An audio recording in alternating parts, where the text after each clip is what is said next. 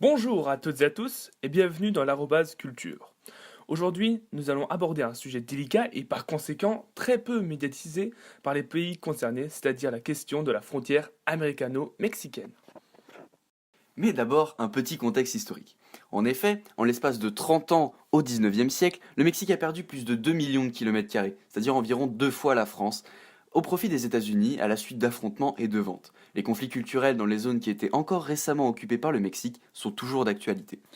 Suite aux indépendances des pays d'Amérique latine, la région a été touchée par de nombreux problèmes économiques et politiques qui les ont rendus vulnérables. Les États-Unis ont alors mené une politique d'influence culturelle et économique qui a implanté l'image parfaite de l'American Dream dans l'imaginaire des populations locales. C'est pour ça que depuis ces années-là, les vagues migratoires vers les États-Unis se sont multipliées. La question de la frontière s'est accentuée récemment avec l'élection en novembre 2016 de Donald Trump à la présidence des États-Unis, à cause de sa campagne anti-migratoire. Ce qui nous amène à nous demander que représente la frontière dans l'imaginaire des populations de part et d'autre du mur. Pour étudier ce thème d'une façon plus agréable, nous avons décidé d'en parler à travers le cinéma. Et plus précisément, grâce au trailer de trois films. J'ai nommé Rêve d'or ou La Jaula de Oro, de Diego Quemada Diaz, réalisé au Mexique, Trois enterrements ou The Three Burials of Melquiades Estrada, du réalisateur états-unien Tommy Lee Jones, et Sonero de Rafi Pitts, qui nous vient tout droit d'Israël. Il nous a semblé indiqué de choisir des longs métrages offrant plusieurs points de vue pour être le plus impartial possible, mais aussi pour explorer les multiples facettes de cette frontière. à la recherche d'une vie meilleure, beaucoup de migrants se lancent dans ce dur exode. Il leur faut surmonter un seul obstacle incontournable pour atteindre leur rêve d'une vie meilleure, la frontière. Le premier film que nous avons choisi est Rêve d'or, mais avant de commencer l'analyse, un petit résumé s'impose. Juan, Sarah et Samuel, trois adolescents guatémaltèques âgés de 15 ans, décident d'émigrer aux États-Unis. Ils tentent de fuir le Guatemala afin de pouvoir mener une vie meilleure que celle que leur offre leur pays d'origine.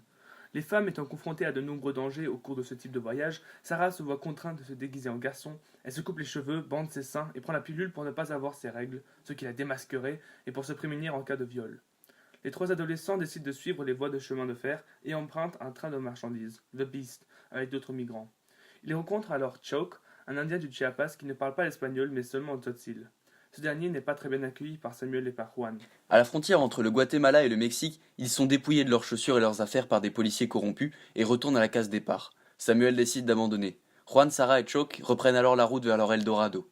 Une fois arrivés au Mexique, Juan dirige le groupe, mais la tension monte avec Choke, car Sarah se prend d'amitié pour lui en tentant d'apprendre sa langue. Lors d'un arrêt du train forcé par des trafiquants, Sarah est kidnappée pour servir dans un réseau de prostitution. Pendant l'altercation, Juan est blessé sérieusement à la machette, mais Choke réussit à le soigner avec des plantes. Pour passer la frontière entre le Mexique et les États-Unis, ils se servent de mules, utilisées en général pour transporter de la drogue. Mais à peine arrivé sur le sol américain, Choke est abattu par un sniper. L'histoire se termine en laissant Juan seul sur la terre tant désirée. Le trailer commence par montrer les différents moyens de transport que les enfants empruntent pour arriver aux États-Unis. On y voit un bus, un bateau d'émigrés, le train, où les migrants voyagent illégalement en montant sur son toit, et la marche bien sûr, en forêt ou dans des situations dangereuses comme sur un pont fragile. Tous les moyens sont bons pour eux, c'est le pouvoir de l'espoir qui les pousse à se battre pour arriver à leur destination. Le plan suivant nous indique qu'ils cherchent à atteindre Los Angeles en prenant le train. Après quelques recherches, nous avons découvert que le train en question fait partie d'une ligne de transport de fret très utilisée par les migrants. Cette ligne traverse l'Amérique centrale en passant par El Salvador, le Honduras, puis le Guatemala et le Mexique et enfin les États-Unis. Elle est extrêmement dangereuse pour les migrants de par la vitesse du train, mais aussi la longueur du trajet, près de 2350 km, avec une forte présence de réseaux de trafiquants et de cartels qui n'hésitent pas à attaquer les voyageurs. Tous ces dangers lui valent donc de nombreux surnoms, comme par exemple The Beast pour les États-Unis ou El Tren de la Muerte pour les hispanophones. Ce train doit en principe emmener nos trois héros jusqu'à Mexicali, une ville frontalière située sur la côte ouest du Mexique, pour ensuite traverser la frontière et rejoindre Los Angeles. Notons aussi que la nationalité des trois adolescents n'est jamais clairement exprimée, donnant ainsi plus d'importance au but qu'à leurs origines, qu'ils essayent désespérément de fuir. Dans les plans suivants, les enfants boivent de l'eau dans la rivière, une scène qui nous indique clairement qu'ils sont pauvres et abandonnés sur la route. Leurs espoirs, la seule chose qui les pousse à vivre, ne tient qu'à un fil. Ici, on voit qu'ils n'osent même pas en parler, par peur que ce rêve les abandonne. La pauvreté est montrée dans un autre plan juste après, où l'on voit Juan regarder dans la vitrine d'un magasin des objets qu'il ne peut pas s'offrir. Ce passage du trailer se passe dans la ville de Mexico, passage obligé de toutes les branches de The Beast. La ville n'étant même pas à la moitié du trajet, on veut nous montrer qu'ils ne sont pas au bout de leur peine. En effet, le Guatemala et le sud du Mexique ont un climat plutôt tempéré, et sont par conséquent moins difficiles à traverser. Mexico est un point de non-retour. À partir de là, nos héros sont obligés de traverser des régions arides et montagneuses, mettant constamment leur vie en Dans cette danger. partie, le trailer nous dépeint le voyage entrepris par les immigrés. On les voit notamment communiquer malgré le fait qu'ils ne parlent pas la même langue, ce qui montre que cette frontière n'est pas synonyme de salut que pour les hispaniques du continent, mais aussi, comme dans le cas de Choke, d'autres ethnies d'Amérique centrale et d'Amérique du Sud. Toutes ces personnes aux vies et origines si différentes sont donc liées par leur but, mais aussi par ce train qui pourrait être salvateur ou fatal. En effet, sur les 65 000 migrants annuels qui utilisent le train pour traverser le pays, une grosse partie n'arrivera jamais à destination. Par exemple, le 25 août 2013, un déraillement du train a provoqué une cinquantaine de morts et une vingtaine de blessés. Et cet exemple est le dernier en date d'une longue liste d'incidents, comme des attaques de réseaux mafieux, des déraillements et des chutes mortelles dues à la fatigue. Le désespoir est un thème très abordé dans ce film. Lorsqu'ils sont capturés à la frontière mexicaine, un des policiers prononce une des phrases les plus marquantes. Vous rêviez des États-Unis, c'est raté. Puis il n'y a plus que fuite, sans fin. Tout le monde court, enfants et adultes, leur vie n'est que fuite. Le flou à l'écran représente l'incertitude de leur vie présente et future. Le trailer montre ensuite le plan d'un train qui avance vers l'infini des dunes de sable, comme s'il était impossible d'arriver à destination, de passer la frontière. Puis vient le rêve d'or, le rêve américain, où les jeunes enfants jouent aux cow-boys et aux indiens. Mais cette image est instantanément brisée par une nouvelle fuite. On remarque que le réalisateur utilise beaucoup la profondeur de champ afin de montrer à quel point ils sont perdus et loin de la frontière. L'un des derniers plans montre Juan regardant à travers un grillage. De l'autre côté du grillage, il y a les États-Unis, un endroit qu'il veut tout en sachant que l'enfer l'attend de l'autre côté. La bande-annonce se termine par un plan large de deux enfants perdus au milieu de vastes plaines interminables. Une image parfaite pour décrire leur vie. Ils sont perdus, sans aide, seuls, et ne peuvent se raccrocher qu'à leur rêve d'or. Cette image de la frontière comme passage obligatoire est aussi représentée dans le deuxième film que nous avons choisi, Trois enterrements. Le film est sorti en 2005 dans sa version originale, The Three Burials of Melquiades Estrada. C'est une production franco-américaine réalisée par l'acteur et réalisateur américain Tommy Lee Jones. Nous avons sélectionné ce film parce qu'il est inspiré d'un livre intitulé Tandis que j'agonise, écrit par William Faulkner en 1930. Malgré cette vision un peu passée, le réalisateur ne fait que reprendre les idées et la trame du livre. Le film reprend la véritable histoire d'un immigré clandestin mexicain Ezequiel Hernández Jr. qui fut tué en 1897 de façon très similaire par un soldat américain à la frontière mexicano-américaine. Il est intéressant de voir que dans un film, l'influence des idées américaines est omniprésente. Dans un film réalisé aux États-Unis, sur la frontière de la honte, un soldat américain ne peut pas être représenté comme un méchant. L'histoire se déroule au Texas, où un jeune garde-frontière, Mike Norton, tue et enterre par erreur Estrada, le bras droit et ami de Pete Perkins, un vétéran. Lorsque celui-ci l'apprend, il se rappelle d'avoir promis à Estrada de l'enterrer chez lui, au Mexique. Il décide donc de kidnapper Norton, d'exhumer son ami et part à cheval pour trouver le village natal de son comparse de l'autre côté de la frontière. Le premier plan montre un désert. Le mouvement de la caméra donne l'impression d'un regard périphérique interrompu par l'apparition d'un soldat américain, Norton. Jusqu'ici, tout semble calme et contemplatif. Mais soudainement, un coup de feu retentit et le soldat se jette au sol, interrompant brusquement ce cadre calme et serein. Le soldat est tout de suite sur sa garde, prêt à tirer sur tout ce qui bouge. L'environnement montré est très typique de cette zone frontalière. En effet, la région est désertique, dénuée de réelles installations anti-migrants et l'accent texan est très notable.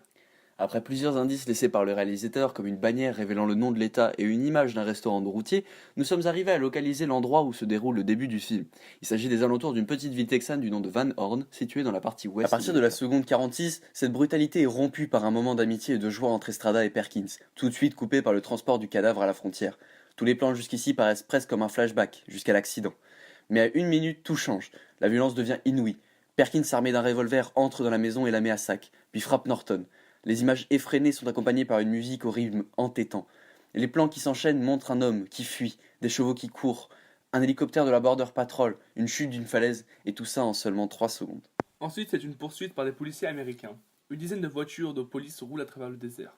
On a deux plans qui s'intercroisent entre un homme qui s'enfuit pour sauver sa peau et Perkins qui le vise avec son fusil. Du point de vue du spectateur, on dirait qu'il essaie de tirer sur l'homme qui court.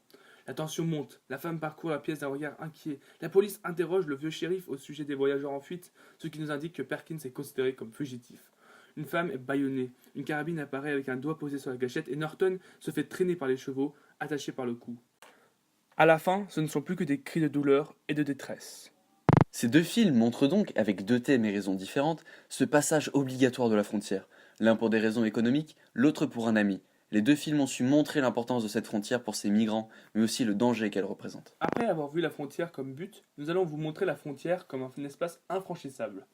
En effet, il s'agit d'une zone hautement protégée par des murs, des caméras et des patrouilles de soldats qui n'hésitent malheureusement pas à tuer les migrants.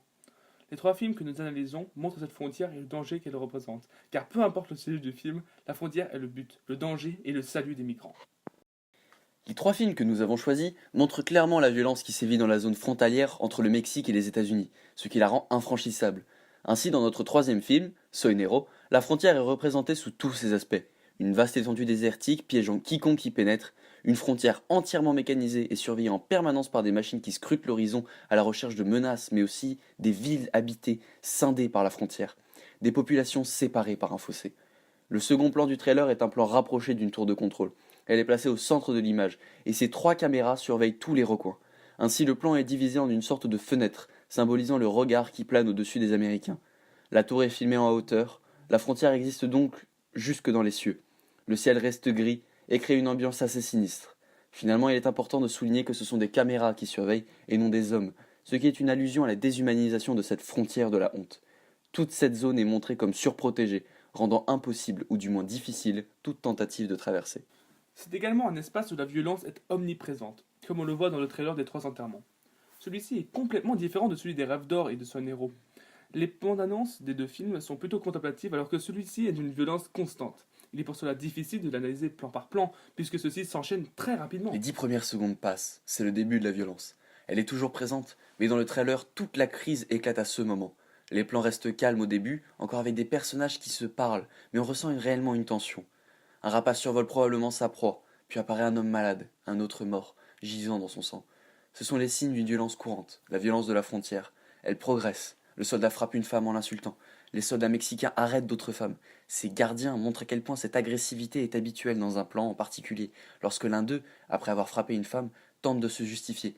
Ils essayaient de fuir. C'est la violence brute de la frontière qui est montrée. Norton n'hésite jamais à utiliser la violence contre les migrants, allant même jusqu'à tuer un innocent. La Border Patrol est sans pitié et utilise tous les moyens possibles pour empêcher Perkins de passer cette frontière. Hélicoptères, armes à feu. C'est tout un arsenal qui est déployé contre eux et la frontière n'est plus fixe, mais derrière lui, le poursuivant de toutes ses forces. Tout au long du film, on nous montre crûment la violence des zones frontalières. Le réalisateur ne cherche pas à glorifier les soldats américains, mais ne veut pas les rabaisser non plus. Il veut les montrer tels qu'ils sont, notamment au travers du personnage antipathique de Perkins. Dans le cinéma américain, cette frontière est un tabou, un sujet presque jamais représenté. De plus, la brutalité est accentuée par la région choisie pour le film, le Texas. La relation ambiguë entre le Texas et le Mexique est due à un passé commun assez violent. En effet, tout commence le 1er octobre 1835, suite à une tentative de centralisation du Mexique, c'est-à-dire une transformation des États fédéraux en provinces dirigées par Mexico. Le Texas, dont la population est en grande majorité états-unienne, se rebelle et proclame son indépendance. La guerre civile continue jusqu'au 21 avril 1836, avec la victoire texane. L'État devient donc indépendant, mais se fait annexer par les États-Unis en 1845. La guerre est déclarée entre d'une part le Mexique, qui a toujours refusé d'admettre l'indépendance du Texas, et les États-Unis, bien décidés à revendiquer leur souveraineté sur ce dernier. S'ensuit donc un conflit de 2 ans, sanguinaire et destructeur pour le Texas, qui considère le Mexique comme seul responsable de sa perte. Les relations amicales entre Perkins et Estrada sont donc le point de rupture. Quand Estrada meurt, le Texas se jette sur Perkins pour l'empêcher d'accomplir les dernières volontés de son ami, c'est-à-dire passer à tout prix cette frontière. Enfin, dans Rêve d'or, la violence de la frontière infranchissable nous est montrée par bien des moyens. Le grillage par lequel Juan regarde les États-Unis rend ce paradis inatteignable. Cependant, les deux adolescents ne renoncent pas et tentent, malgré les avertissements, de réaliser leurs rêves. Mais la frontière ne pardonne pas. Le garde enlève la sécurité de son arme, vise et abat de sang-froid Choke, anéantissant ses rêves mais aussi l'espoir de partager ce nouveau monde avec Juan. Et si la frontière ne tue pas, elle laisse à jamais ses marques sur ceux qui l'ont traversée. Le gouvernement états-unien a en effet annoncé une chute de nombre de migrants traversant la frontière entre 2016 et 2017, mais cette information est étroitement corrélée avec l'augmentation du nombre de corps trouvés au niveau de cette frontière durant ce même laps de temps. Cette frontière n'est cependant infranchissable que dans un sens. La violence n'est déployée que de l'extérieur vers l'intérieur. En effet, il n'est pas difficile de sortir des États-Unis pour se rendre au Mexique. Un passage de Soy Nero de Rafi Pitts illustre clairement cette idée. Son héros veut dire je m'appelle Nero en espagnol. C'est l'histoire d'un jeune garçon de 17 ans, né à Los Angeles, qui se voit refuser de son entrée aux États-Unis après un séjour au Mexique, alors qu'il n'en parle même pas la langue. Il essaye à 2 reprises de passer la frontière pour rentrer chez lui, mais ne réussit que la deuxième fois.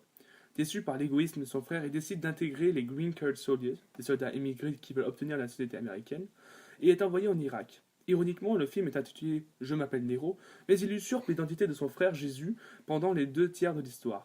En Irak, son camp est attaqué et alors qu'il se croit sauvé par d'autres soldats américains, ceux-ci voient qu'il n'a pas ses papiers de soldat et le laissent seul dans le désert. Le trailer s'ouvre sur des adolescents qui jouent au volleyball de part et d'autre de la frontière, sur un plan statique. Nous ne connaissons pas exactement la position géographique de cette scène, mais la proximité de la mer et de la ville de Tijuana, dans le plan suivant, nous laisse penser que l'on se trouve dans un des centres d'immigration de la frontière, près de la côte pacifique. La barrière de fer traverse la totalité de l'écran, comme étendue à l'infini. À travers les barreaux, on ne peut entrevoir que des bribes du territoire américain, mais aucun sentiment joyeux ne s'en dégage, car de l'autre côté, deux tours de surveillance et un ciel gris, annonçant les problèmes et difficultés à venir. Après plusieurs recherches, nous avons découvert que le film a été tourné près de la ville jumelle de Tijuana et San Diego, des villes frontalières séparées par la frontière, créant deux villes limitrophes. Deux Mexicains, dont Nero, s'amusent avec des jeunes Américains à se passer la balle par-dessus la barrière. Remarquons que l'on ne voit qu'eux et pas les jeunes Américains.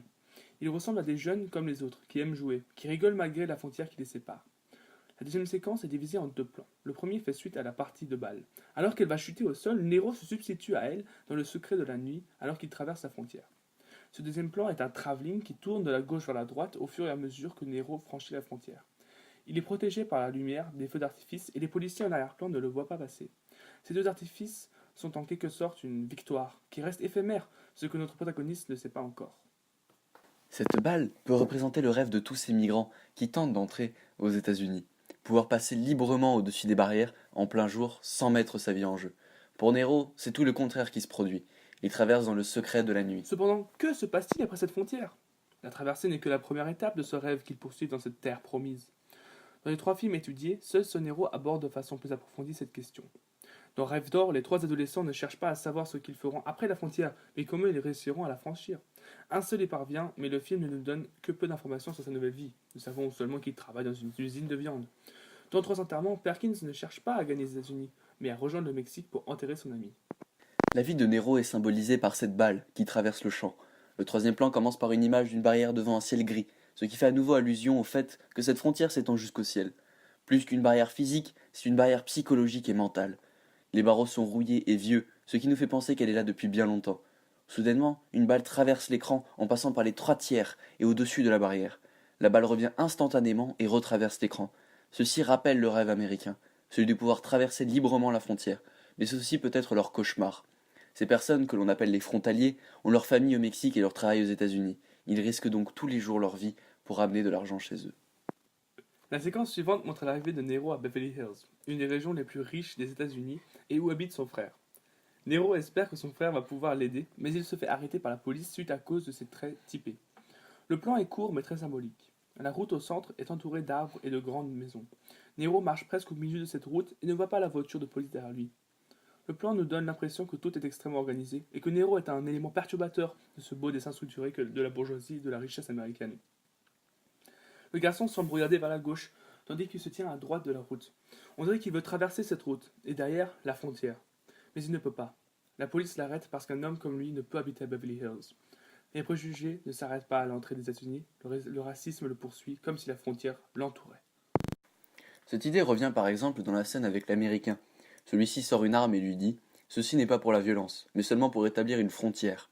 Encore une fois, Raffi Pitts nous montre la frontière après la frontière, le choc des cultures. On voit Nero courir à trois moments différents du film, dans un ordre chronologique. Il court pour passer la frontière, court pour fuir de la police et court en tant que soldat. Cela montre que Nero va devoir courir toute sa vie, et ne pourra jamais s'arrêter. Pitts nous montre ce point de vue très réaliste de la frontière, à la différence des deux autres films. Rien n'est résolu après la frontière. Un homme qui passe est très loin d'avoir fini de courir. Après avoir montré l'hypocrisie américaine et la violence de la guerre, Raffi Pitts soulève un autre point important. Il montre que les émigrés, Green Card Soldiers, font tous semblant d'être américains, comme si c'était une honte de ne pas l'être. Comme s'ils avaient besoin de se le dire entre eux, de se le prouver à eux-mêmes.